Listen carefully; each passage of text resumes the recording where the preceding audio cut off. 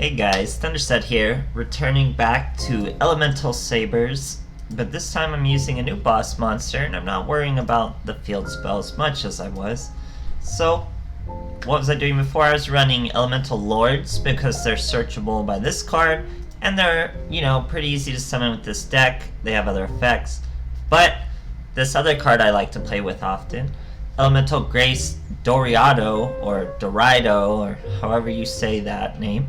She's very, very strong, must be special summoned from your hand by having 6 or more monsters with different attributes in the graveyards. In the graveyards, not just your graveyard.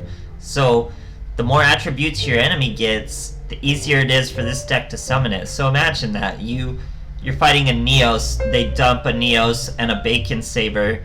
That's light and dark. You have 4 monsters in your graveyard.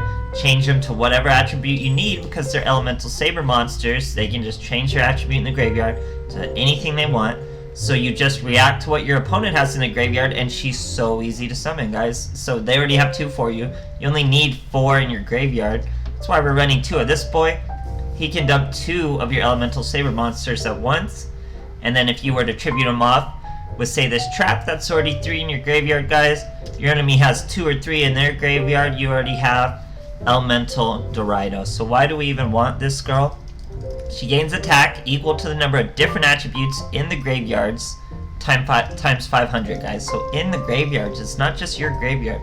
When your opponent would special summon a monster, quick effect, you can banish 3 monsters from your graveyard, negate the summon, and if you do, destroy that monster. Very, very strong effect. You don't even need to use it that often because her attack gets so insanely high, guys. Especially when you have, you actually do have the field spell out, because all monsters you control gain 200 for all the different attributes. So she gets up to like 42,000, 49,000, I've seen it as high as, when you remember to change your stuff to Divine, because Divine still counts.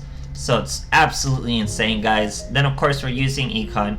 We're using my monster cards, and 1, 2, 3, 4, 5, 6, 7, 8, 9, 10, guys. 10 level 4 lower monsters.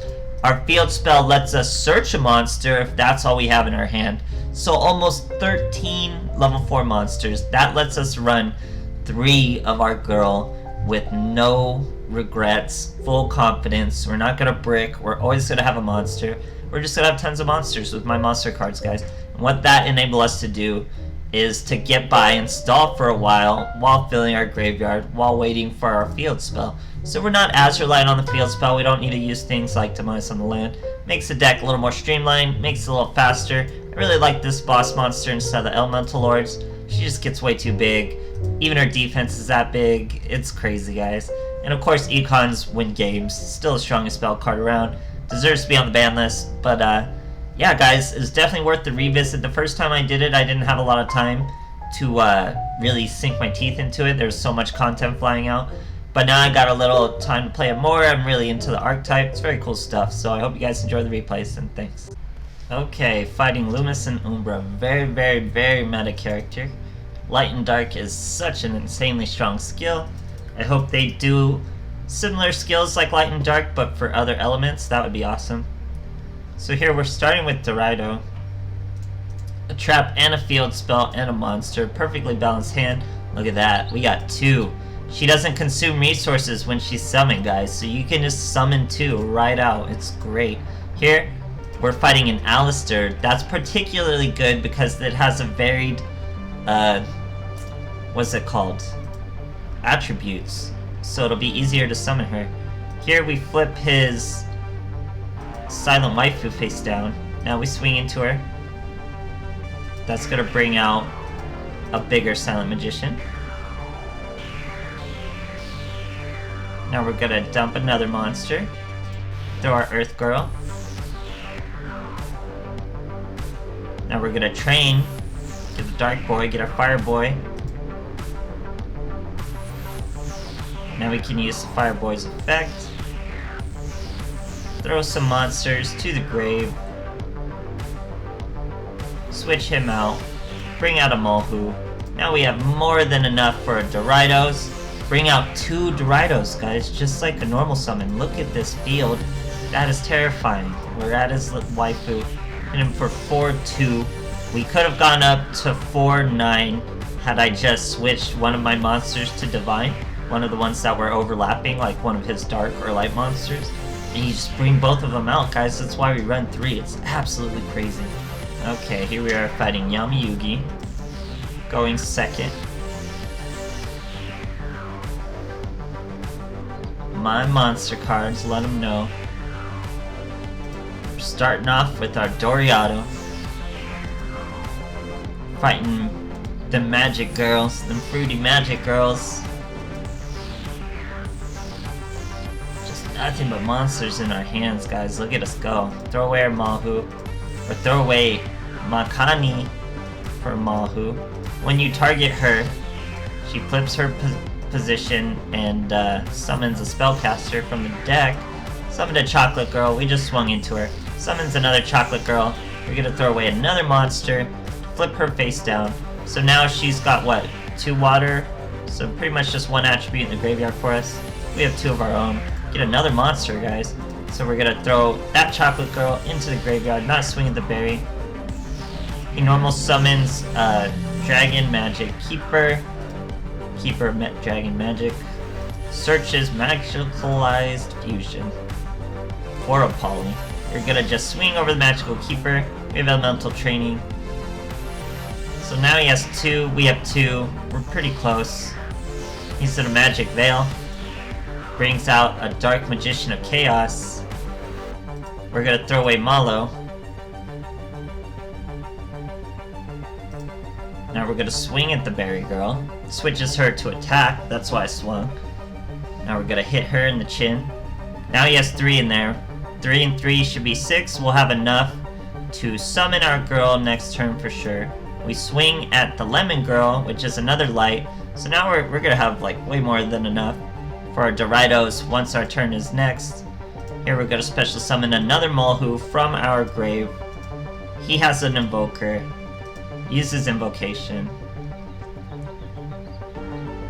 Only 200 life points left though. Banishes one of our cards. Brings out Coctius. Or Coctius? I don't know how to say this guy's name. So he flips up his Magician of Chaos. We're gonna Mulhu him back down. He can't get over us because he's just 1800. Now we have Elemental Lords. We just normal summon our Doriado. Or special summon Doriado. We change Mahu to Dark. Change him to Light. We're up to 4k. 4k, 2900. So many, so easy, guys. Absolutely crazy. Okay, fighting the Paradox Brothers. Going second. Let's see what he's got for us. So here we're starting with our Doriado. Get a Malo. He's Neos Fusion. Dumps a Bacon Saber and a Elemental Hero Neos. We get a Mahu. So we don't even have our field spell, but we're still gonna be just fine. So he's gonna Neos again. This time dumps a Dragon Magic, so that's gonna be a Dark even when we don't have a Dark. Here I'm gonna throw away Mahu. Flip one face down. Okay, this is a lot going on. So, I used Malhu's effect. Malhu's threw away our Malo. Tried to flip a Neos face down. He Econ took that Neos to try to take our Mahu, which made us use Elemental Training to tribute our Mahu, and now we get a special summon a monster. So there you go. That's what just happened. We're gonna special summon a Malo. He's gonna try to attack our Malo, but we're gonna hit him with the enemy controller. Now we get our field spell, no problem. We're gonna dump 2. Wind and Earth. Then just swing at the Neos. We could have summoned our Doriado that turn, but I was probably focusing on different plays. Now we're gonna swing at the Neos again.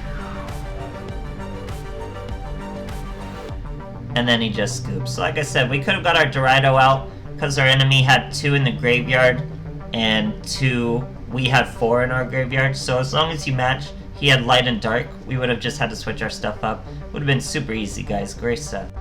Okay, fighting Carly Carmine. Let's see what she's got for us. Cyrus and his Elemental Sabers. They are his monster cards. So here we're starting with the field spell. A few monsters as always, and our trap card. Very nice hand, very lots of variety. Very varied. It's a weird sentence. So here, Malo, he works better in this deck to really get our monsters out. Here he's going to Cosmic Cyclone our training. We will get its effect off before it's banished. So now we get the big boy, Malhu. It's pretty much a Canadian in a box. Now she's using her Future Vision. Fortune Lady passed. She uses Calling. I flip her pass face down. I probably should have done it after the Calling was finished, because now she just special summons another tuner and still has means to synchro summon with an enemy controller. So had I waited till she summoned a non-tuner, then I could have flipped the tuner face down. This would have never been a problem. But we have a bit of a problem. She chooses not to sack off her Future Vision and destroy my field spell, which is probably a mistake.